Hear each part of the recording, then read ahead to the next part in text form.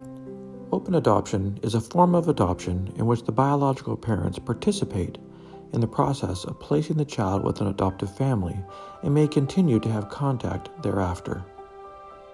It is both a philosophical and a legal concept. The ultimate goal of open adoption is to minimize loss and to maintain connection. Open adoption is on a continuum. Everything from a very open, cooperative adoption that's very child-centered, focused on full disclosure, and even face-to-face contacts, to semi-open adoption, where information is exchanged through an intermediary, or contact is very specific and planned. And finally, to just open placement, which is very time-limited, identifying information may or may not be shared between the adoptive family and the biological parents and extended family members. In open placement, members may know who. In a semi-open adoption, adoption-constellation members may know about. And in an open cooperative adoption, members know them. A key element that makes open adoption successful is trust. There are a lot of myths about open adoption that prevent it from occurring successfully. One idea is that after a child is adopted, it's in their best interest to never have contact with their biological family members ever again. We believe that it's sometimes best to forget, as if that was really possible. We also think that children cannot love more than one person at a time.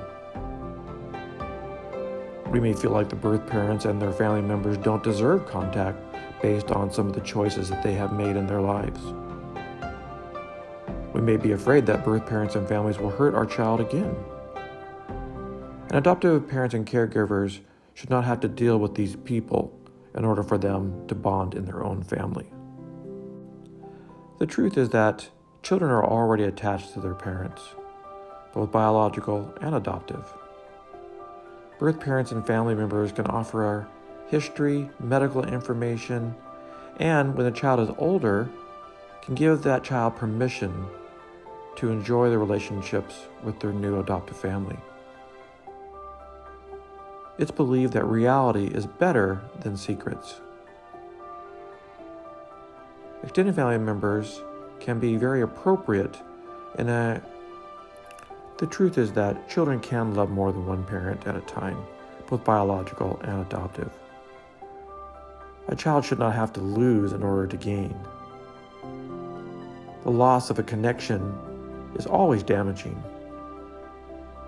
Adoption is always born out of loss. Without loss, there would be no adoption. Children are much better able to handle loss than we sometimes believe they can. All relationships, regardless of adoption or not, involve some sort of risk. And strong emotions can be dealt with. They might be uncomfortable, but children are very resilient and they take after the lead of the adults in their life. Sometimes we have to do our own work in order to help children cope and adapt to transitions and changes. In open adoption, both environment and genetics can be very strong partners. Differences do not mean better, and secrets often mean shame.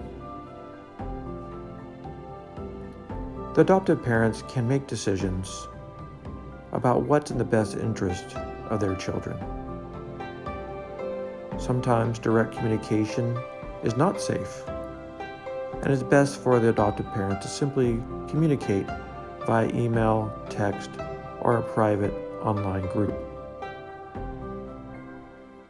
Even though individuals feel discomfort, it can lead to personal growth. Additionally, people can change and grow over time. Someone who's not in a safe place making poor decisions can change their life, and vice versa.